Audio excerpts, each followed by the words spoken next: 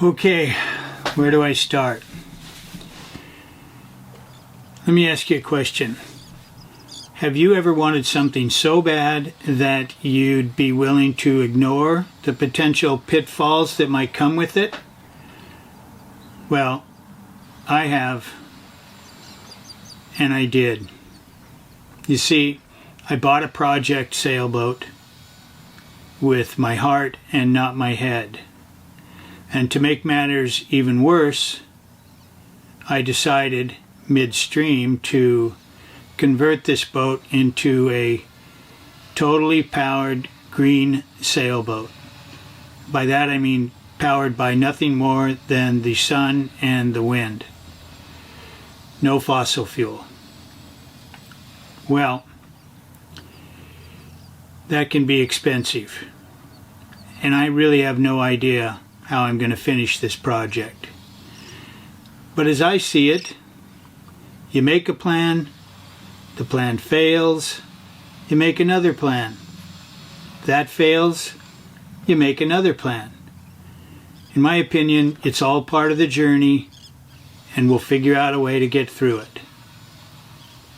At least I hope so. We'll see.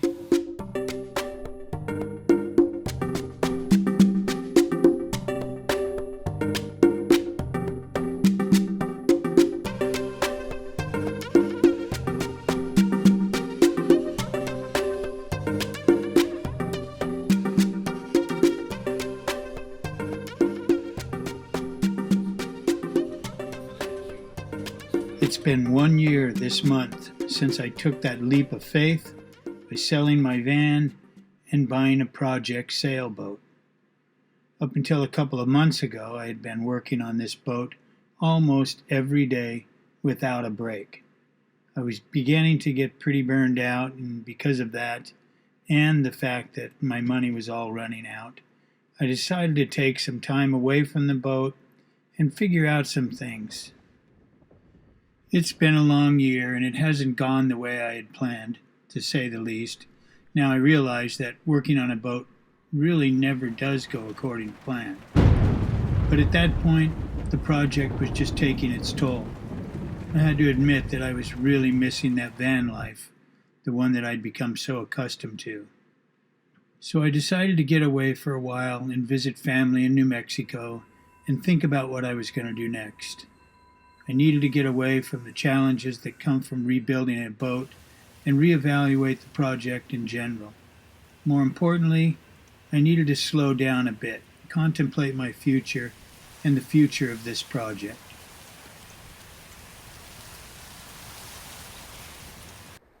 But after a few weeks, I found myself missing the routine, waking up in the morning, having a nice cup of coffee, and planning out another day of small projects on the boat.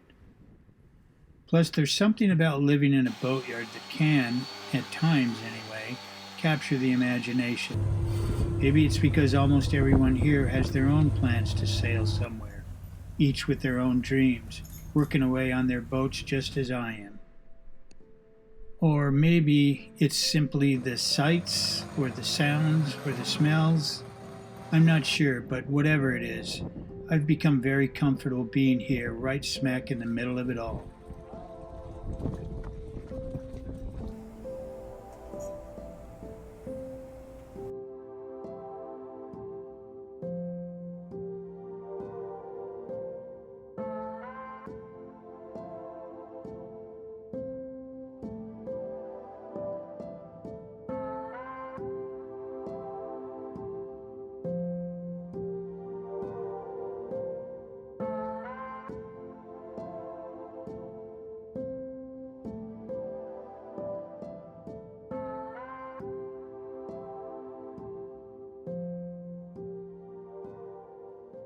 During my break, I had given a lot of thought to whether or not I should even continue with the project. But in the end, I couldn't stomach the thought of giving up on something that I had wanted to do all of my life. Eventually, I decided to go back to the boat, finish what I had started. Besides, I'd fallen in love with my boat, and I knew I'd feel horrible if I just abandoned her there in that yard with all those other abandoned boats. So feeling refreshed, with a new attitude, I packed up my stuff, headed back to the boat, and back to work.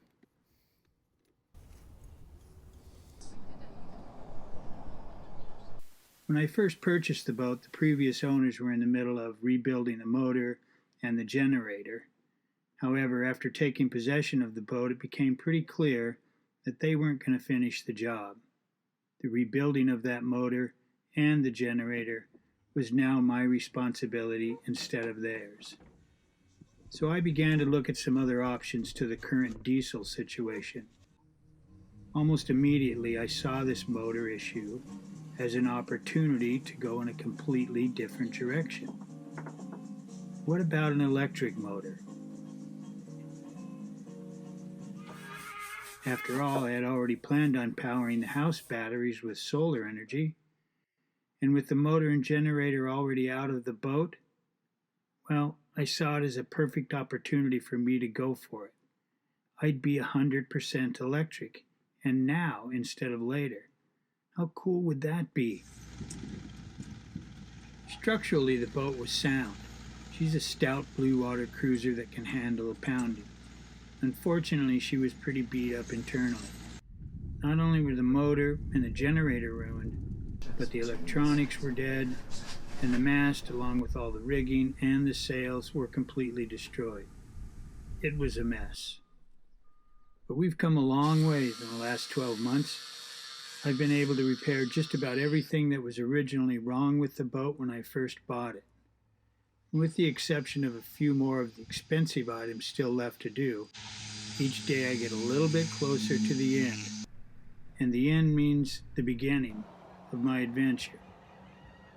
I have to say that with each new accomplishment, no matter how small, it feels a bit more real as that launch date seems to be not too far away. I try not to get too excited, but it's something to think about, and having that thought in the back of my mind, well, it keeps me focused on what lies ahead.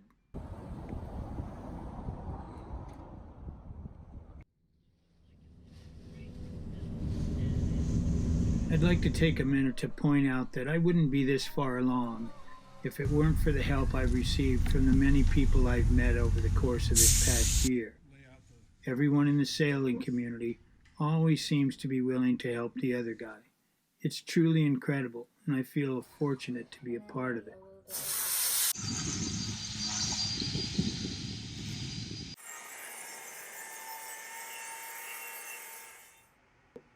Most recently, with the help of some friends here in the yard, we were able to complete most of the wiring issues that existed in the boat. As a result, I now have lights throughout the boat. That's right, lights. And all the fans work too. Now that may sound like a small thing to you, but it's a big deal here in the crazy heat of South Texas. Gotta have those fans working. And mine do. It's a miracle.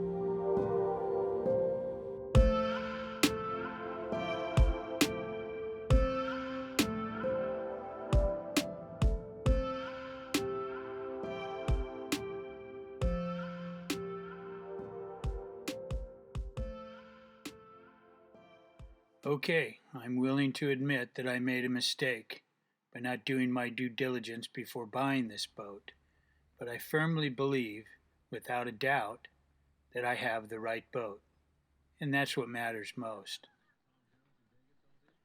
Yeah, it's going to take more money than I had to get her finished, but when she's done, she'll be capable of taking Missy and I anywhere in the world without the use of fossil fuel, of which I'll talk more about in the next video. So until the day comes when we find the funding, I'll just continue to do the small things on the boat that I can afford to do on my own. For example, the bright work is looking better and better. My newly cut table is installed and the bilge is almost ready for paint. Of course, there's still more deck work to be done, new safety lines to attach.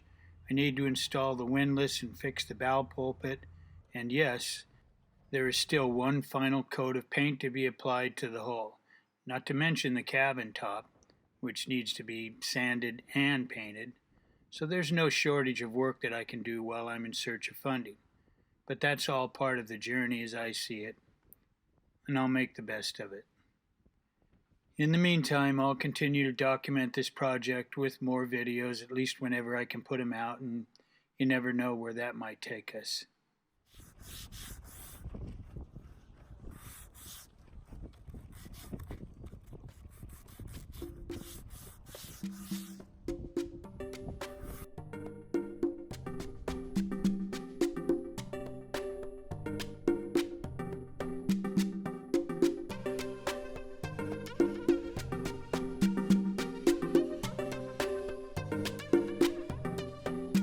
Hey, if you'd like to help support this crazy project that Missy and I are on, or help with the production of these videos, you can do so by simply going to the website address below and clicking the support button.